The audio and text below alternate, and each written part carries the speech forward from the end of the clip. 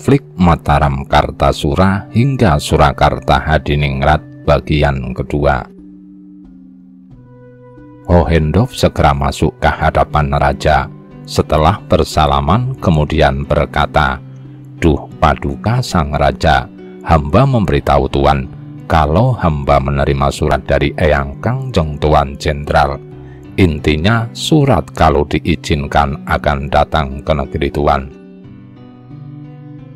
Menghadap kepada paduka raja karena baru saja membuat kota raja baru. Adapun Eyang berjalan ke timur menuju Madura sambil memeriksa desa-desa yang rusak ketika perang Cina. Dari timur akan datang ke sini, sesudah pertemuan akan pulang ke barat keluar dari tanah Mataram. Sang raja menjawab, "Iya, sangat senang hatiku bahwa Eyang berkenan datang ke sini mengunjungiku. Besok kapan beliau datang?" Tuan Komandan menjawab, "Kedatangan Tuan Jenderal belum ada kepastian. Jika berkenan, paduka hendaknya menyiapkan segala sesuatunya lebih dahulu. Harta dan tenaga untuk membuat tempat yang baik untuk pondok kedatangan Eyang Kangjeng Tuan Jenderal." Sang raja bersabda, "Adik, aku sudah mengizinkan permintaanmu. Engkau segera berundinglah dengan kedua patih mengenai kebutuhan harta dan tenaga." Komandan menerima perintah, berjabat tangan, kemudian keluar. Mayor hendak berunding dengan kedua patih untuk menyiapkan segala sesuatunya. Apa saja yang perlu dipersiapkan untuk menyambut Eyang Gubernur Jenderal yang akan datang ke Surakarta?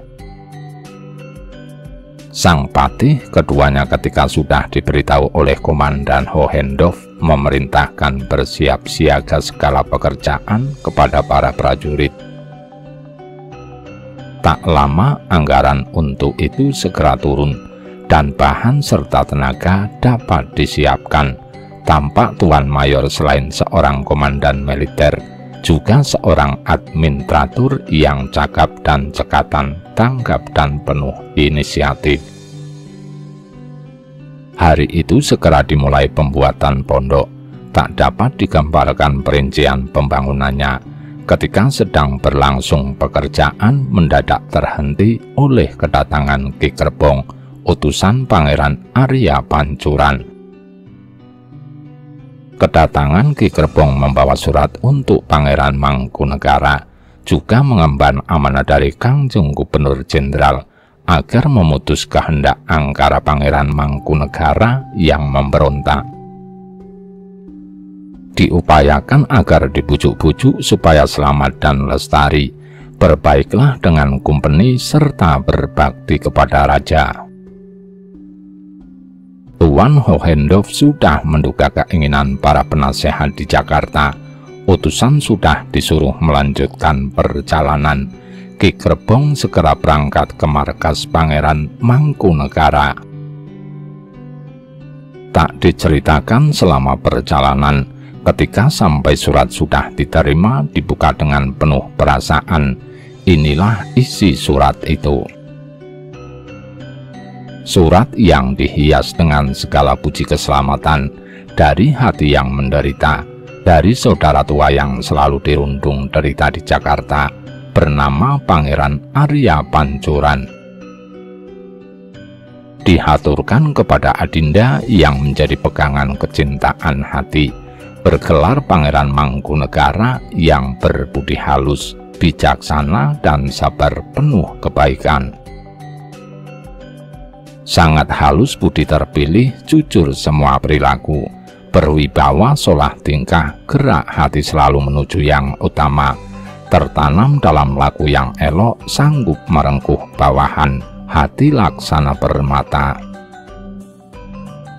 Tekun meraih kemasuran di dunia, paripurna menguasai budaya, tangguh dalam perang, oleh karena pintar dalam gelar peperangan, disegani pemberontak, disukai para pengikut, sungguh prajurit utama.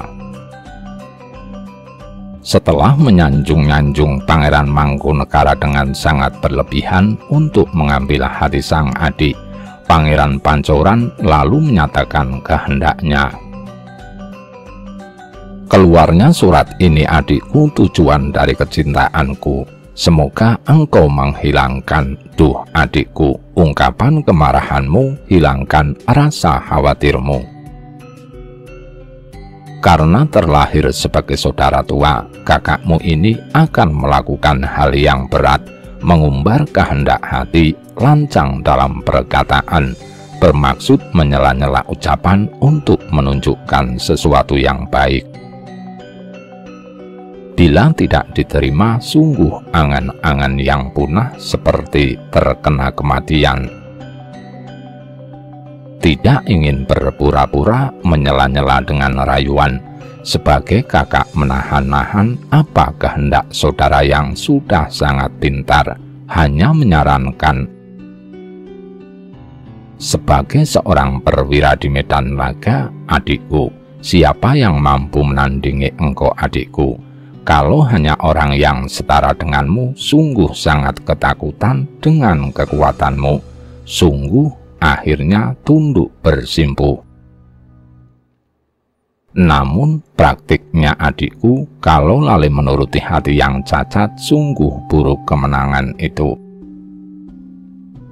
Seperti ucaran Amirong Kampuh Jingga, artinya memberontak melawan raja dan memusuhi kompeni yang terkenal sangat kepintarannya dalam segala olah perang. Yang tak terhitung bala tentaranya lengkap dengan peralatan perang. Sungguh engkau bukan lawan yang seimbang dengan kompeni dan raja. Oleh karena itu kakakmu ini sangat ingin menyarankan kebaikan padamu adikku. Kalau hatimu condong, segeralah pulang menerima hadiah sang raja. Sepertinya lebih utama mengabdi kepada orang tua. Lagi pula orang itu juga berdiri sebagai raja. Adapun kalau adikku masih sangsi dengan bangsa Belanda, temuilah kakakmu ini sendiri, karena yang bicara denganku adalah Tuan Gubernur Jenderal sendiri. Tak lain kehendaknya hanya untuk kesejahteraan semua. Duhai adikku, kalau disetujui dalam aku memberi saran, sungguh baik. Kalau tidak mau dan hanya mengumbar kehendak hati, artinya tidak sayang kepada saudara tinggalan dari ayah yang sudah meninggal.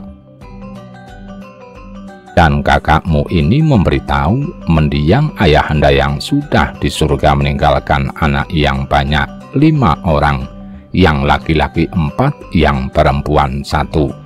Yang laki-laki sudah waktunya kuat memainkan tombak. Setelah selesai membaca surat, sang pangeran terharu dalam hatinya, sangat sedih hatinya mengingat sang kakak yang ada di Jakarta, seorang yatim yang bingung, sedih dan was-was ditinggal oleh sang ayah. Dan dalam hatinya bangkit ingatannya tentang perjalanan hidup ayahnya yang sangat membuatnya susah hati. Sampai lama tak dapat berbicara, hanya mengelus dada, air matanya tergenang tak mampu ditahan-tahan. Setelah reda rasa sedih di hati, pangeran bergumam sendiri, "Duh, kok sampai lupa aku, kalau manusia ini memang seperti sampah di samudra. Sampah ibaratnya manusia dan Tuhan adalah samudranya. Kemanapun selalu terombang-ambing oleh kuasa air lautan, kehendak sendiri tak terlaksana. Demikian juga manusia tak wajib membantah kepada takdir yang maha tinggi, hanya wajibnya menerima dengan ridha." Sesudah kesadaran yang demikian hadir dalam hati sang Pangeran Mangkunegara, maka dia dapat bersikap tenang kembali. Maka kemudian berkata pelan kepada Ki Kerbong, "Hei Kerbong, engkau laporkan kepada Komandan Hohendoff perkataan yang sudah saya baca dalam surat ini. Sangat-sangat berterima kasih saya kepada perhatian saudara tua."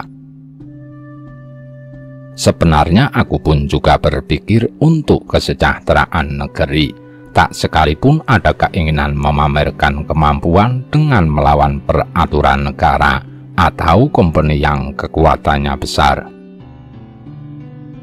Apalagi sampai tidak takut kepada Tuhan yang Maha Suci. Hanya inilah jawabanku, Gerbong. Sekarang engkau mundurlah untuk istirahat di pondok. Pangeran Mangkunegara telah menjawab dengan singkat dan normatif khas seorang politikus. Ki Gerbong juga sudah mundur ke pondokan dan esoknya kembali ke Surakarta untuk melapor kepada Hohendoff. Sesampai di loji terus masuk menghadap Tuan Komandan. Sudah dilaporkan semuanya apa yang menjadi jawaban pangeran. Senang Tuan Komandan mendengar perkataan Ki Gerbong, dianggap kalau semua itu benar. Ki Gerbong kemudian disuruh kembali bertemu dengan Pangeran Mangkunegara untuk memberitahu kalau Tuan Mayor ingin bertemu pribadi di desa Picis. Ki Gerbong berangkat segera. Komandan masuk dalam puri untuk melaporkan langkahnya itu kepada sang raja. Sesampai di hadapan sang raja, komandan berkata pelan, "Duh sang raja, bila sesuai dengan kehendak Paduka, saya akan bertemu dengan putra Paduka sang Adipati Pangeran Mangkunegara. Sudah berjanji untuk bertemu di desa Picis. Akan saya minta untuk pulang mengabdi kepada Paduka Raja. Jangan sampai berbuat rusuh kepada orang-orang di pedesaan." Sang raja berkata manis, "Adik, saya sangat setuju. Tetapi kekhawatiran hatiku sepertinya kesanggupan si Said ini belum nyata. Kebiasaannya hanya menolak dengan sopan agar dibiarkan." Setelah pergi, yang utusan bertemu lalu kembali membuat huru-hara di desa-desa. Walau demikian, adikku, karena sudah berjanji bertemu, lebih baik berangkatlah segera. Barangkali nyata ada keinginan kembali ke negeri. Aku yang akan memberi pangan dan pangkat untuknya. Komandan segera pamit keluar. Esoknya dia segera berangkat hanya membawa seorang opsir. Pengawal dari orang Jawa hanya 3, tidak menyiapkan pasukan. Sesampai di Picis sudah bertemu dengan Pangeran Mangkunegara. Di sebelah timur sungai pangeran tak membawa pasukan juga, hanya 4 orang yang ikut. Setelah bersalaman dan keduanya minum anggur dari bekal Tuan Komandan, keduanya kemudian bercakap-cakap. Komandan berbicara manis, "Duh pangeran, bagaimana kalau sampai melantur keinginan pangeran untuk melawan? Akan membuat rusak kehidupan orang pedesaan. Siapa yang kehilangan? Maka saya meminta dengan sangat agar pangeran mau menerima saran dari Pangeran Pancuran yang sudah termuat dalam surat. Adapun segala kesalahan Paduka kepada raja yang sudah terjadi, saya akan menanggung, bahwa akan mendapat ampunan." Pangeran lega hati mendengar perkataan Tuan Komandan Hohendoff yang sanggup menanggung untuk mendapat ampunan dari segala dosa yang lalu. Pangeran ingin mematuhi apa yang telah dirundingkan kembali ke negeri Surakarta. Tampak hati Pangeran Mangkunegara sudah luluh dengan bujukan Komandan Hohendoff. Tampak dia bermaksud untuk menepati apa yang sudah disepakati, bahwa dia akan kembali mengabdi kepada sang raja. Itulah kesan yang didapat Hohendoff dari pertemuan itu. Kemudian keduanya minum anggur lagi. Pangeran memperhatikan pedang Tuan Komandan, terlihat sangat bagus, tertarik untuk melihat. Komandan tidak menolak, pedang diserahkan, segera dihunus di depan. Pangeran berkata pelan, "Saudara, pedang ini bukan buatan Belanda. Sepertinya tampak bentuknya mirip pedang suduk buatan Jawa." Tuan komandan menjawab, "Memang pedang itu dari Jawa. Ayah Paduka Sang Raja yang memberi ketika sedang di Ponorogo. Candra Birawa nama pedang itu." Ternyata pedang itu pedang Jawa pemberian Sinhun Pakubuwono II ketika sedang di Ponorogo. Peristiwa itu terjadi ketika Perang Pacina saat Pakubuwono II mengungsi ke Ponorogo dengan Mayor Hohendorf, pengawal kompeni yang sudah sangat jawani dan setia kepada raja. Tak aneh kalau pedang ini pun dianggap pusaka baginya. Pedang suduk adalah pedang kecil, biasanya dipakai para komandan tentara, berhias sangat indah. Setiap siang dan malam tak boleh berpisah secengkal pun, selalu disanding saja, karena banyak tuahnya wasiat dari Mataram. Pedang kemudian dikembalikan kepada tuan komandan. Ganti komandan yang ingin mengetahui keris yang dipakai Pangeran Mangkunagara yang kelihatan bagus rangkanya. Keris diterimakan segera dicabut oleh komandan, membuatnya sangat heran melihat keindahan bentuknya. Kedua pembesar itu sudah minum anggur bersama, sudah tewas sebagai tanda keakraban, juga sudah saling mempercayai dengan menyerahkan senjata masing-masing.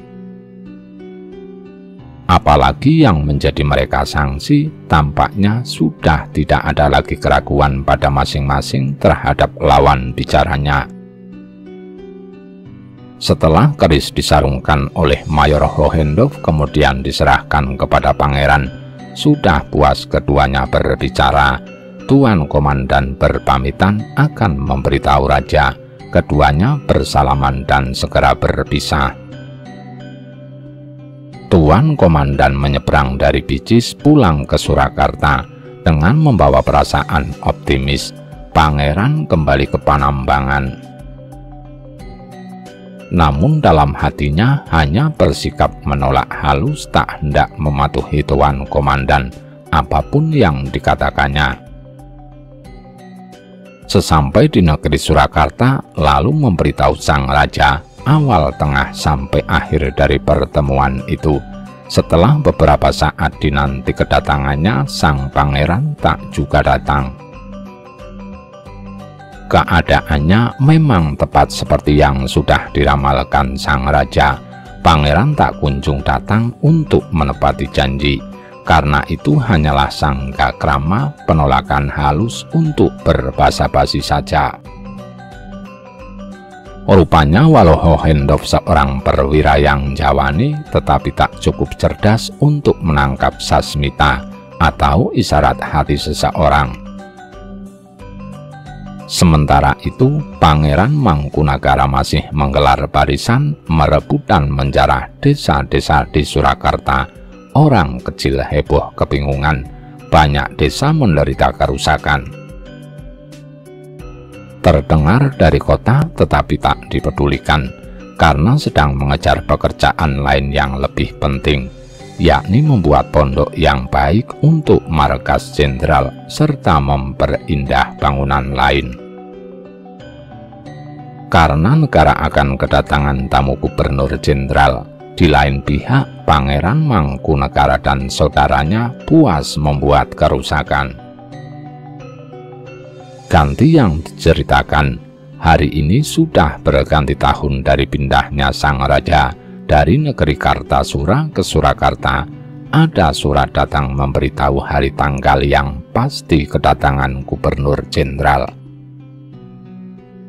Berita akan datangnya ke Semarang, Tuan Gubernur Jenderal sangat membuat gembira hati Sri Maharaja Surakarta.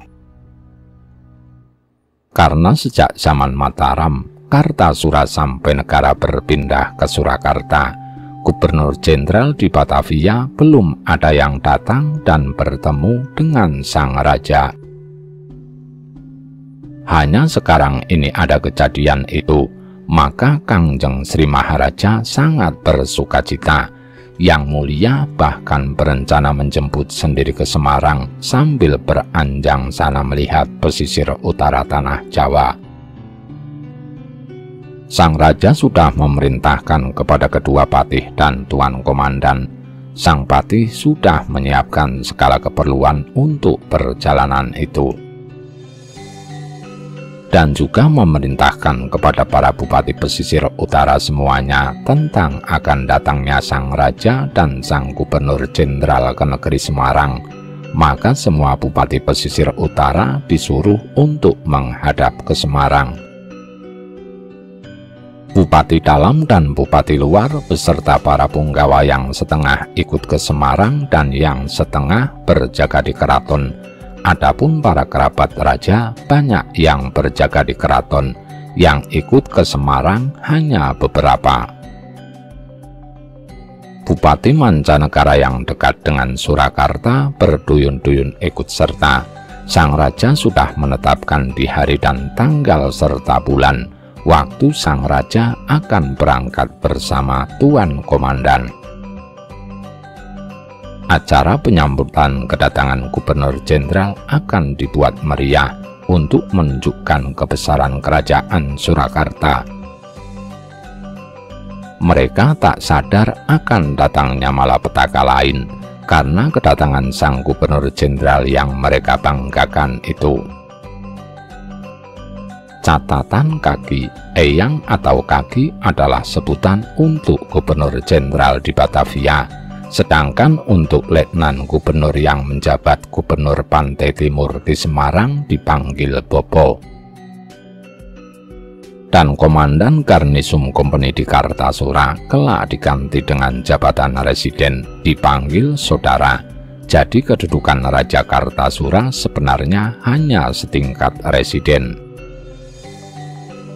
Pangeran Arya Pancuran adalah kakak kandung Raden Mas Said atau Pangeran Mangkunegara. Nama Arya Pancuran diambil dari tempat dia tinggal, yakni daerah Pancoran, Jakarta.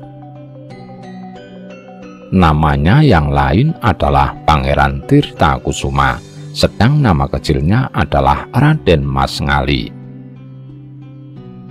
Dia ikut dibawa ke pengasingan oleh ayahnya, Pangeran Harya Prabu Mangkunegara, ketika ayahnya terlibat perselisihan dengan Pakubuwono II di tahun 1728. Pangeran Arya Pancuran menetap di Batavia setelah orang tuanya meninggal di Tanjung Harapan. Walau jenazah orang tuanya kemudian dikirim ke Imogiri, Pangeran Pancuran tidak menetap di Mataram, tetapi tetap tinggal di Batavia. Markas Pangeran Mangkunegara berada di Panambangan, daerah Karanganyar. Dari tempat itulah Pangeran Mangkunegara memulai perlawanan. Beberapa kali berpindah-pindah tempat, namun masih di sekitar wilayah Karanganyar, seperti Matesih, Majarata, dan lain-lain. Hadiah yang dimaksud di sini adalah tawaran yang disampaikan sebelum kedatangan surat ini, yakni Pangeran Mangkunegara disuruh kembali ke negeri Kartasura dan akan dikawinkan dengan salah satu putri raja. Boleh dipilih salah satu, antara Ratu Sekar Kedaton atau Ratu Alit, Babat Panambangan. Pada suatu hari bertepatan dengan tanggal 12 Rabiul Akhir tahun Dal di waktu pagi, Kangjeng Sinuhun memakai busana resmi pakaian raja. Dihias dengan serbak emas menyala, ditabur pernak-pernik permata dengan berlian tak tergambarkan. Komposisinya bercahaya menambah kewibawaan, menyilaukan seperti matahari. Setelah berpakaian, sang raja keluar dari kedaton diiringi para pangeran dan ratu dan para penari serimpi serta penari bedaya yang masing-masing membawa perlengkapan upacara, banyak dalang dan sawung galing. Peralatan pedang, tulup, kipas dari bulu kedasi, sapu tangan mas Ardawilaka, barise lembing dan panah lengkap busur gading terlihat sangat beraneka, membuat semakin indah. Sang kedua patih di depan dan segenap Kaliwon, bupati, opsir dan komandan kompeni dan juga Panawu, mantri sudah lengkap berjajar menghadap memenuhi pagelaran. Tak lama kemudian, sang raja berangkat dari negeri Surakarta naik tandu yang indah. Bala tentara dan kerabat yang mengiringi bersorak gemuruh suaranya ke tempat yang dituju. Gending monggang dan kodok ngorek terus berbunyi. Ditingkah suara seruling, trompet, tambur, dan kalasangka, musik kompeni selalu terdengar. Bersamaan dengan suara tembakan senapan, disambut bunyi meriam dari loji. Suaranya seperti petir 1000 bersama-sama meledak di angkasa. Bergelegar, berombak-ombak, suaranya seakan membelah bumi. Jalanan penuh orang senegara, heboh semua ingin melihat. Yang menjadi pembuka jalan berdampingan di depan raja, bupati mancanegara dari berbagai negeri, dari Kedu dan Mataram, Bagelen dan Pacetan, serta Grobogan tak ketinggalan. Semua daerah itu termasuk daerah mancanegara, yakni daerah yang letaknya jauh dari kota raja. Pengelolaan daerah mancanegara diserahkan para bupati yang setiap tahun harus menyerahkan bulu bekti tanda kesetiaan berupa hasil bumi yang telah ditetapkan sesuai luas wilayah mereka. Pada hari-hari tertentu, para bupati mancanegara diharuskan hadir, termasuk ketika menjemput Tuan Jenderal di Semarang. Setiap seorang tumenggung membawahi pasukan berkuda 800 sampai 1000. Semua kelihatan bagus dan pantas. Bersinar sorot busananya, terlihat sangat menyejukkan mata.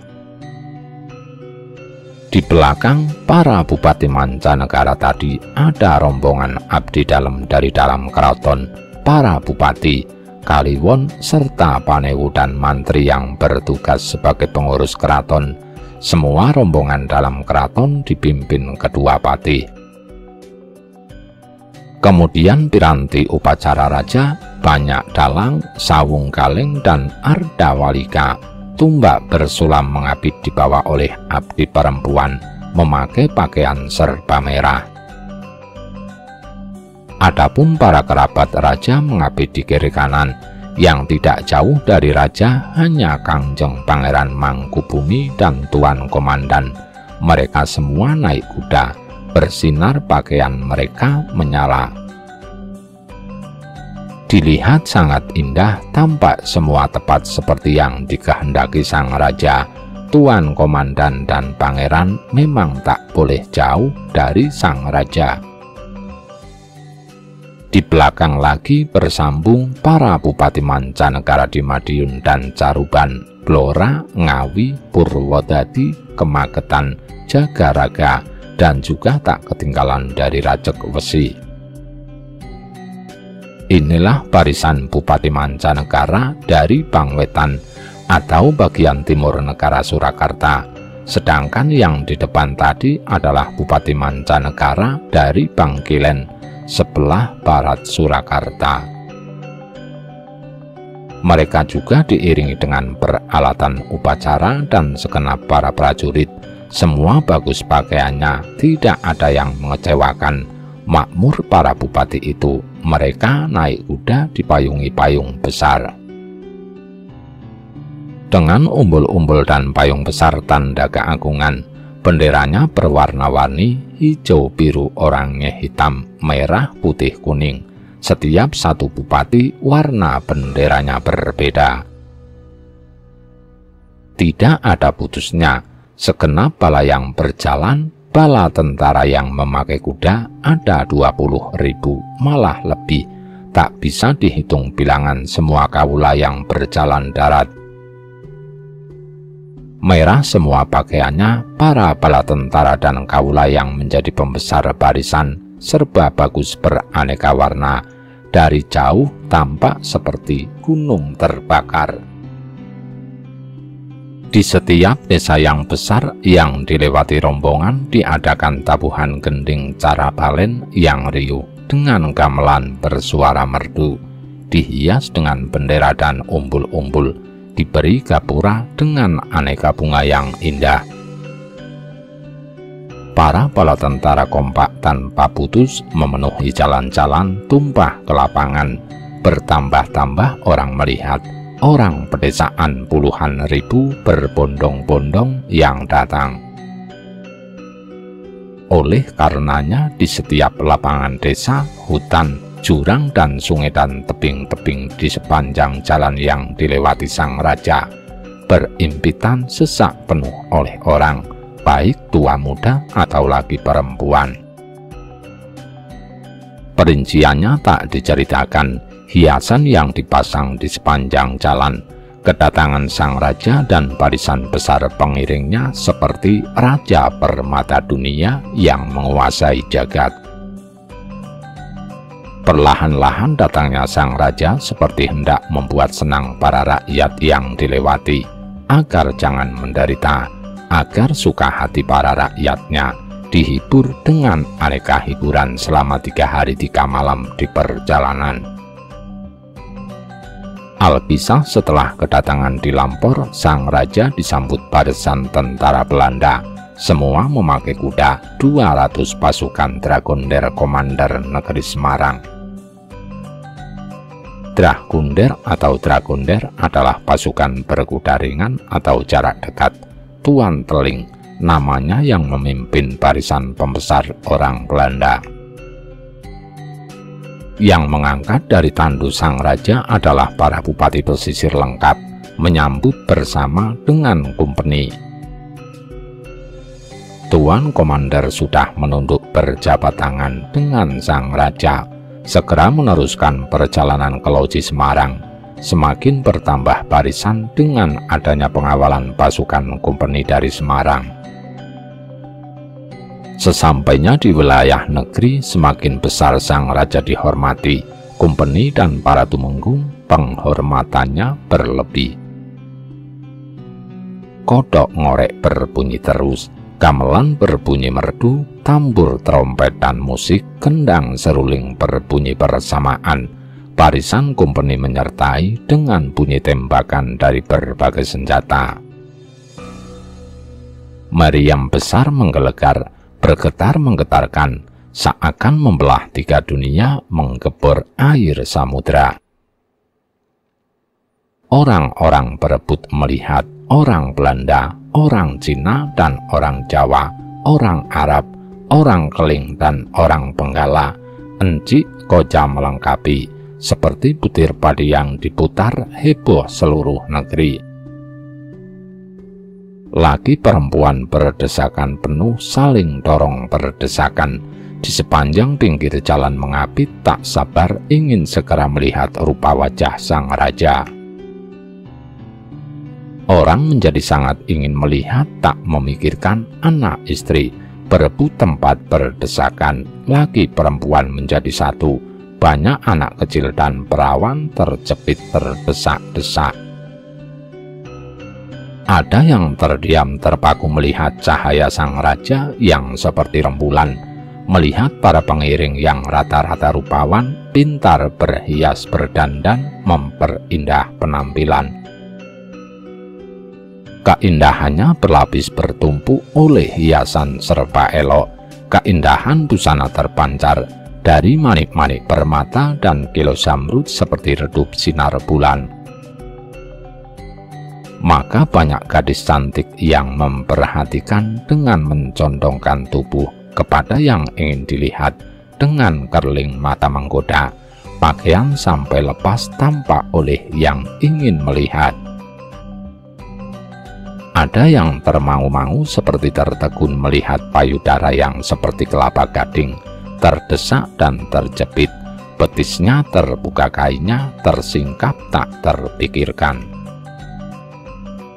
Ada yang nyinyir memuji pada yang tampan-tampan, maksudnya mau menggoda. Ada juga yang mencolek-colek sambil berbisik dengan teman, saling mencubit atau menepuk punggung salah tingkah. Aduh, Kak, seumur-umur aku hidup baru kali ini melihat orang tampan seperti itu. Alangkah senangnya hatiku kalau bisa duduk bersanding. Pantas dipuja dalam kidung, pantas dikenang dalam tembang. Para kesatria dari Surakarta itu dan para bupati mantri elok dalam perilaku, karena semua tindak tanduk kelihatan pantas. Aduh, orang besar permata jagat raya kok tampannya kelewatan. Sorot cahayanya menyilaukan seperti sinar pelangi, roman mukanya mempesona. Para wanita yang melihat menjerit-jerit dalam hati. Sudah pasti, kalau baru melihat yang itu, kalau pulang sesampai di rumah, besar angan-angan seperti orang linglung. Tampak kusut melihat suaminya tak sudi disanding, hanya memimpikan seperti yang baru datang. Mustahil dapat digambarkan dalam tembang pola orang senegara. Yang dibicarakan sang raja sesudah sampai di depan loji Kanjeng Tuan Gubernur Jenderal Gustav Willem Baron van Inhofe tergopoh-gopoh menyambut, mempersilahkan sang raja. Setelah berjabat tangan, sang raja digandeng masuk ke dalam tempat yang sudah disediakan, yang dihias dengan sutra indah, beralas karpet permadani, duduk berjajar berdua, terlihat gagah di singgasana. Bupati, para kesatria, mantri dari negeri Surakarta dan pesisir mancanegara berjajar menghadap di depan setiap pejabat satu golongan. Dilihat dari kejauhan, pakaiannya mempesona, seperti lintang mengeluarkan bunga gemerlap berkerlap-kerlip. Tuan Gubernur Jenderal ketika itu sudah menyambut dengan ungkapan yang halus, mengabarkan keselamatan dan menyatakan kesetiaan dengan perkataan yang manis. Sang Raja, kedatangan saya hanya untuk menengok kepada paduka Sang Raja, karena baru saja ada peristiwa huru-hara di kerajaan tua. Dan dari kehendak paduka berpindah ke negeri Desa Sala, itulah yang membuat saya terdorong untuk menengok, karena amat besar perhatian Kompeni Belanda kepada Raja Jawa. Sang Raja menjawab tak kalah manis. Kesetiaan Kompeni dan perhatian kepada Keraton Jawa menjaga agar selamat sangat membuat saya gembira. Paduka, saya juga tidak punya rasa segan ataupun ragu-ragu. Tetap mantap percaya kepada Kompeni lahir batin, karena amat senang saya anggap kulit daging sendiri. Jawaban sang raja pun tak kalah diplomatis. Dia mengungkapkan senang hati atas perhatian Kompeni yang telah menjaga kerajaan Surakarta selalu dalam keselamatan. Juga sekarang dirinya tak segan dan ragu lagi akan komitmen Kompeni terhadap Raja Jawa. Baginya Kompeni sudah dianggap kulit daging, saudara sendiri. Tentu saja ini adalah ungkapan diplomatis. Raja sadar kekuasaannya berada dalam genggaman Kompeni. Satu sikap buruk dapat mengubah penilaian dan mengubah nasibnya kelak. Kanjeng Tuan Gubernur sangat suka mendengar kesetiaan sang raja kepada Kompeni. Setelah selesai hari itu, sang raja keluar dari loji dan singgah di pondok yang telah disediakan untuk jamuan. Para bupati tak ketinggalan. Tak lama kemudian datang jamuan bermacam-macam dari Kompeni lengkap dan juga dari Bupati Semarang. Semua merata sampai prajurit rendah. Setelah istirahat beberapa saat, Kanjeng Gubernur mengajak untuk segera pelesir melihat pantai. Puas mereka bersuka-suka Kanjeng Tuan Gubernur dan sang raja. Setelah menginap 7 hari di Semarang, sang raja dan Tuan Gubernur segera pergi ke negeri Sala. Mereka naik tandu, kalau sudah lelah berganti naik kuda. Sang raja berada di depan, Tuan Jenderal di belakang. Adapun penghormatan untuk mereka tak beda dengan ketika raja datang ke Semarang. Bala tentara semakin banyak, ditambah para bupati pesisir dan bala tentara Belanda. Kanjeng Pangeran Mangkubumi, kalau sang raja naik tandu disuruh mendampingi dengan berjalan darat di kiri atau kanan. Membawa pakinangan raja bersendagoro sepanjang jalan, luwes dan lucu perilakunya, terlihat sempurna dalam budi.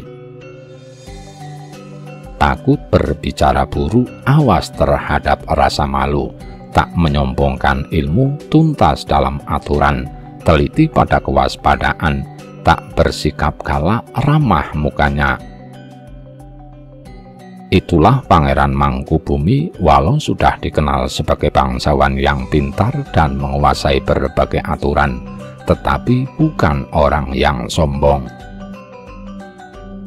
Tabah kalau menemui kesulitan, cekatan dalam segala pekerjaan, dan sangat mencintai ayahandanya.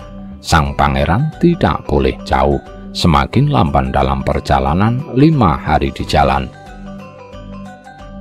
Ketika perjalanan, sang raja sampai di kota Boyolali. Sang raja mendahului perjalanan.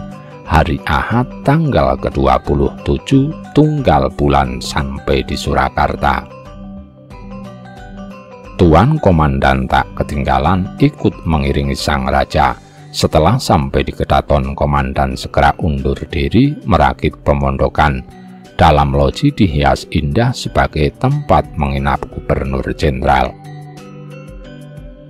Bakal loji yang akan dipakai pondokan Kanjeng Gubernur di Batavia, gedungnya belum ada jendela. Yang selesai baru 1 buah, daun jendelanya belum ada, maka hanya ditutup kain mori, itu pun cukup. Tampak perilaku Tuan Gubernur sangat sederhana, jauh dari kebesaran Raja Surakarta yang notabene sekarang menjadi bawahan Kumpeni. Jam 1 siang Tuan Gubernur sampai. Gending kodok ngorek terdengar nyaring menyambut. Berkali-kali terdengar tembakan senjata dari gedung milik Kumpeni. Ada senapan dan meriam di tempat mereka berbaris. Kumpeni dan tentara sang raja berkumpul di alun-alun. Sang raja keluar di Sri Manganti menjemput Kanjeng Tuan Jenderal. Kemudian masuk ke puri. Heboh orang-orang di dalam puri, tak terhitung yang ingin melihat. Laki perempuan berjejal desak-desaan, pinggir jalan penuh orang. Setelah beberapa saat Kanjeng Jenderal berada di dalam puri, kemudian berpamitan kepada sang raja akan menginap di loji. Sang raja mempersilahkan Kanjeng Tuan Jenderal segera keluar. Para kesatria dan punggawa yang muda-muda segera mengantar di belakang. Bersambung.